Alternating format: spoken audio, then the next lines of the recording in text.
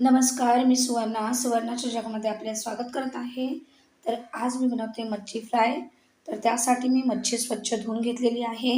आता यामध्ये मी आलं लसूणची पेस्ट घातली आहे. त्यानंतर गरम मसाला घातला आहे. त्यानंतर हळद घातली आहे. 1 चमचे धने पावडर आणि 1 चमचे लाल तिखट.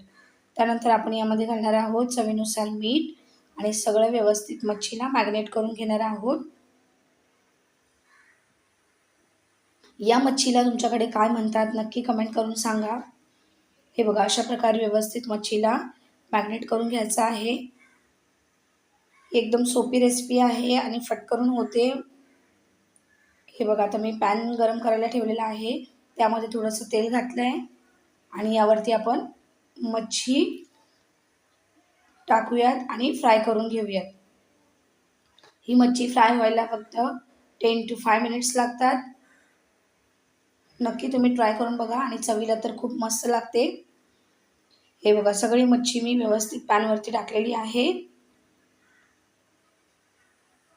आता आपण याला एक पलटून घेऊयात. दोन्ही बाजूने आपल्याला व्यवस्थित याला शेकून घ्यायचं आहे. हे बघा, किती मस्त भाजली आहे. दुसऱ्या बाजूने हे बघा, किती मस्त दिसते. दोन्ही बाजूने असे आलटून पालटून शेकून घ्यायची आहे. तर आपली मच्छी आता जवळजवळ होतच आलेली आहे. तुम्ही डाळी भाताबरोबर खा किंवा चपातीबरोबर खा, एकदम मस्त लागते. नक्की ट्राय करून बघा. हे बघा, मच्छी फ्राय एकदम झालेली आहे. तर मी प्लेटिंग करून घेते.